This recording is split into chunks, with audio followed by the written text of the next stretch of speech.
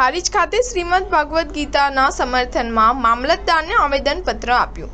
હારીજ શહેરની અંદર સામાજિક સમરસતા મંચ ગુજરાતના નેજા હેઠળ હારીજ મામલતદારને આવેદનપત્ર આપવામાં આવ્યું હતું, જેમાં શ્રીમદ ભાગવત ગીતાના જ્ઞાનને પાઠ્યપુસ્તકોમાં સમાવવામાં આવ્યું છે, જેનો કેટલાક લોકો વિરોધ કરી રહ્યા છે, ત્યારે તેને વખોડવામાં આવ્યો હતો અને આ પાઠ્યપુસ્તકોમાં સમાવેલ શ્રીમદ ભગવદ્ ગીતાના અભ્યાસક્રમને સમર્થન આપ્યું હતું।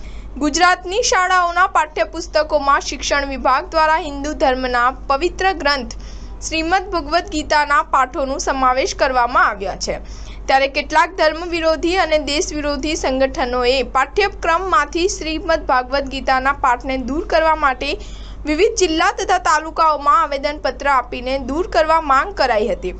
ત્યારે તેના વિરોધમાં શ્રીમદ ભગવદ્ ગીતાના સમર્થનમાં હારીજ ખાતે સામાજિક સમરસતા મંચ ગુજરાતના નેજા હેઠળ તમામ હિન્દુ ધર્મના લોકો તેમજ સાધુ સંતો એકઠા થયા હતા।